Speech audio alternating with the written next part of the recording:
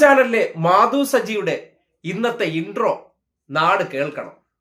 അതിനൊരു സവിശേഷതയുണ്ട്. മാധ്യമ മേഖലയിലെ കോൺഗ്രസ് അനുഭാവമുള്ള അവതാരകർക്ക് വരെ ബോധ്യപ്പെട്ടിരിക്കുകയാണ് പൂക്കി മുഖ്യന്റെ യാത്ര എങ്ങോട്ടാണ് എന്നുള്ളത്.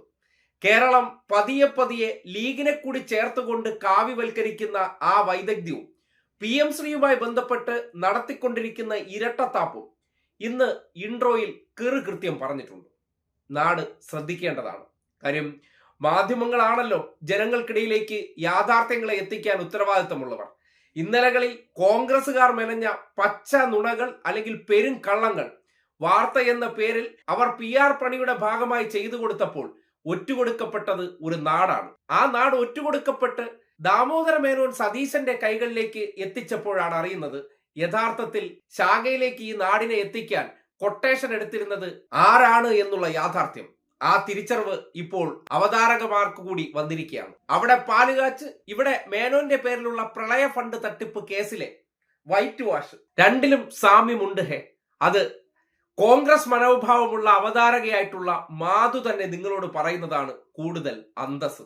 PM ശ്രീ ആഴത്തിൽ നോക്കണം, തെളിഞ്ഞു വരും ചില വഞ്ചനയുടെ ചിത്രങ്ങൾ. ഒരു കഥ സൊല്ലട്ടുമാ. രാജ്യത്ത് വലിയ പ്രക്ഷോഭം നടക്കുന്നു. ചെറുപ്പത്തിന്റെ തിളപ്പിൽ കേന്ദ്ര വിദ്യാഭ്യാസ മന്ത്രി തെറിക്കുന്നു. ഏത് വിദ്യാഭ്യാസ മന്ത്രി?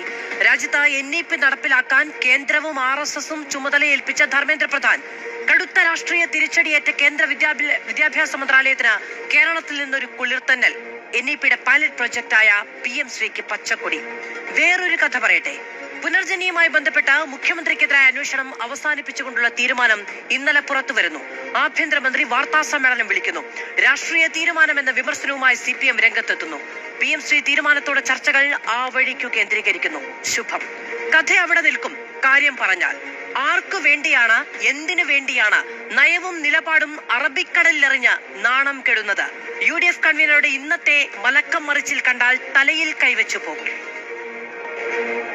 മുൻ ഗവൺമെന്റ് ചെയ്ത കാര്യങ്ങൾ അതൊരു തുടർച്ച എന്നുള്ള നിലയിൽ അത് മുമ്പോട്ട് പോകും. അല്ല, ഞങ്ങൾ അങ്ങനെ മുമ്പോട്ട് പോകുന്നു എന്ന് ഞാൻ പറഞ്ഞിട്ടില്ലല്ലോ. UDF അങ്ങനെ പറഞ്ഞിട്ടില്ല, അങ്ങനെ തീരുമാനിച്ചിട്ടുമില്ല.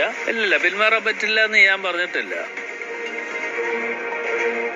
UDF MPമാർ കൈവെള്ളയിൽ വെച്ചു തന്ന പാർലമെന്റ് രേഖകൾ കൂടിയായപ്പോൾ കേമം പറഞ്ഞു പറ്റിച്ചോ കേരളത്തെ? കേട്ടല്ലോ. കേരളം സംഘിവൽക്കരിക്കാൻ മേനോൻ തയ്യാറാണെന്നുള്ള ആ ബോധ്യം വന്നതിന് ശേഷം കൈ അയഞ്ഞ് കേന്ദ്രന്മാർ സഹായിക്കുകയാണ്. പുനർജനി എന്ന വിദേശത്ത് പോയി ഫണ്ട് തട്ടിപ്പ് നടത്തിയതിന്റെ വീഡിയോ പുറത്തു വന്നിട്ട് ED അയക്കാതെ അവർ കാത്തു സൂക്ഷിച്ചത് നിങ്ങൾ കണ്ടല്ലോ അല്ലേ? EDക്ക് വിദേശ ഫണ്ട് വന്നോ ഇല്ലയോ എന്ന് യാതൊരു ആകുലതയുമില്ല. കാര്യം വന്നത് മേനോന്റെ വീട്ടിലേക്കല്ലേ, മേനോന്റെ അക്കൗണ്ടിലേക്കല്ലേ. ആ ഒരു വിഷയത്തിൽ വിദഗ്ധമായിട്ട് തന്നെ വാഷിംഗ് മെഷീനിലിട്ട് കേസ് വെളുപ്പിച്ചെടുക്കാനുള്ള പരിശ്രമത്തിന് മറുസൈഡിൽ ഒരു വിവാദം കത്തിക്കണം. അതിന് മൂരികളുടെ മൂട്ടിൽ തീയിടണം. അതിന് മേനോൻ സംഘപരിവാറുകാരുമായി ചേർന്ന് കണ്ടെത്തിയ വഴിയായിരുന്നു. പക്ഷേ ജബി മേത്തറും വഹാബ് എംപിയും അറിയാതെ ചെന്ന് രണ്ട് ചോദ്യമായി തലവെച്ചു. കാര്യങ്ങൾ കീഴ്മേൽ മറഞ്ഞു.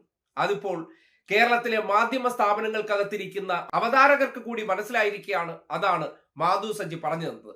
നേരത്തെ ഉറപ്പിച്ച ഡീലുകൾ അധികാരത്തിലെത്താൻ ഞങ്ങൾ കൂടി നിങ്ങളെ സഹായിക്കുമെന്ന് ശാഖയിൽ വെച്ചുള്ള ഉറപ്പ് കിട്ടി. ബാക്കി കൈ കിട്ടിക്കഴിഞ്ഞാൽ രാജ്യത്താകമാനം എങ്ങനെയാണോ ഞങ്ങൾക്ക് മുന്നോട്ട് പോകാൻ പറ്റുന്നത് അവിടങ്ങളിൽ ഒരിടത്തും തടസ്സമാകാൻ പാടില്ല. ഒരു നോക്കുകൊണ്ടോ ഒരു വാക്കുകൊണ്ടോ ആ കാവ്യവൽക്കരണത്തെ തടയില്ലെന്ന ഉറപ്പ് മേനോൻ കൊടുത്തു. അത് വേഗത്തിൽ നടപ്പിലാക്കുന്നു.